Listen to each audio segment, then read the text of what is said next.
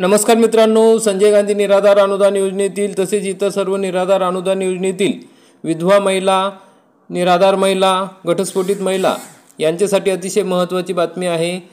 या ठिकाणी आपल्याला माहिती आहे की दिव्यांग बांधवांना 2,500 रुपये पेन्शन वाढ झाली आहे। तर ती कशी झाली, तर त्यासाठी अनेक आंदोलने झाली। त्यांची मागणी बच्चूभाऊ कडू यांनी लावून धरली आणि त्यांना 2,500 रुपये पेन्शन मिळाली। 6,000 रुपयाची मागणी होती, तर 2,500 रुपये पेन्शन मिळाली। परंतु या ठिकाणी विधवा महिला, इतर निराधार बांधवांची मागणी कोणीही लावून धरली नाही, त्यासाठी आंदोलने झाली नाही।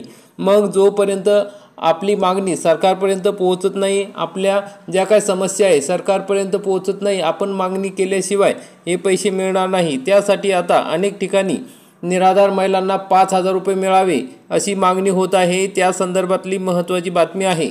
आपण या ठिकाणी बघू शकता, आमदार शेखर निकम यांना निवेदन देण्यात आलेले आहे। चक्रभेदीच्या वैदेही सावंत यांनी हे निवेदन दिलेले आहे। निराधार महिलांचे पेन्शन 5,000 करा, चक्रभेदींची मागणी ही संघटना आहे निराधार महिलांसाठीची। आमदार शेखर निकम यांना निवेदन दिलेले आहे। सकाळ वृत्तपत्रात ही बातमी आलेली आहे बघा। निराधार आणि विधवा महिलांना देण्यात येत असलेली शासन निर्धारित पेन्शन आजच्या महागाईच्या काळात अत्यंत तुटपुंजी आहे। ती किमान 5,000 रुपये करावी अशी मागणी चक्रभेदी फाउंडेशनतर्फे आमदार शेखर निकम यांच्याकडे करण्यात आलेली आहे।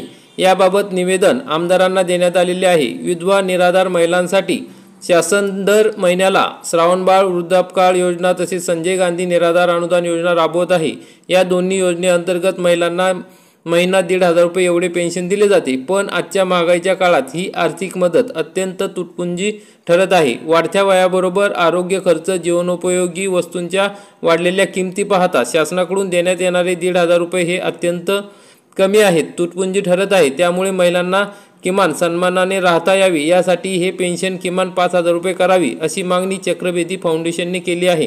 संस्थेच्या अध्यक्षा वैदेही सावंत यांनी नुकतीच आमदार निकम यांची भेट घेतली आणि त्यांना हे निवेदन दिले आहे। त्यात पेन्शनवाढीची मागणी करण्यात आलेली आहे। विधानसभेच्या अधिवेशनात हा प्रश्न मांडण्याचे आश्वासन आमदार निकम यांनी दिले आहे। यावेळी मावळंगे गावचे सरपंच वीर आंबवपोंशे, गावचे सरपंच शेखर उकार्डे, सुहास भागडे, तंटामुक्ती अध्यक्ष संजय पवार आदी उपस्थित होते। तर मग मित्रांनो, अशा पद्धतीने या ठिकाणी महाराष्ट्रामध्ये प्रत्येक आमदारांकडे निराधार महिला, विधवा महिलांची ही मागणी जाणे गरजेचे आहे की आमची सुद्धा पेन्शन वाढ करावी। कमीत कमी 2,500 रुपये तरी दिव्यांग बांधवांपर्यंत ही पेन्शन मिळणे गरजेचे आहे। तशी 5,000 रुपयाची मागणी केली तेव्हा आपल्याला 2,500 रुपये या ठिकाणी मिळू शकतात। तर अशा पद्धतीची मागणी करणे गरजेचे आहे, कारण की आता लवकरच हिवाळी अधिवेशन होणार आहे। त्या अधिवेशनात ही मागणी जर मांडली गेली तर या ठिकाणी विधवा महिला, निराधार महिला तसेच इतर सर्व निराधार अनुदान योजनेतील लाभार्थ्यांना हा लाभ होऊ शकतो। कारण की सर्वच निराधार बांधवांना खूप गरज असते, त्यांना या पेन्शनच्या भरोशावरच त्यांचं जीवन ते व्यतीत करत असतात।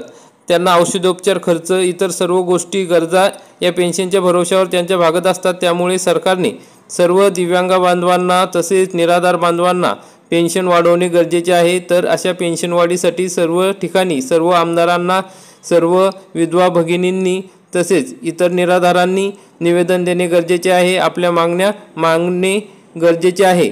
तर त्या निवेदनात त्या अर्ज करून आपण त्यांच्याकडे मागण्या करू शकतो। आता निवडणुका सुद्धा आहेत, तर त्या निवडणुकीच्या दरम्यान सुद्धा तुम्ही आमदारांपर्यंत, तुमच्या जे काय कार्यकर्ते असतील त्यांच्यापर्यंत ही मागणी पोहोचू शकता। तर मित्रांनो, अशा प्रकारची अतिशय महत्त्वाची बातमी आहे। ज्याप्रमाणे दिव्यांग बांधवांना पेन्शन वाढ झाली, तसेच इतर निराधारांना सुद्धा ही पेन्शन वाढ व्हावी अशी अपेक्षा आहे। सरकारकडे ही मागणी आहे। तर अशा प्रकारची महत्त्वाची अपडेट होती। व्हिडिओ आवडल्यास व्हिडिओला लाईक करा, चॅनलला सबस्क्राईब करा। धन्यवाद।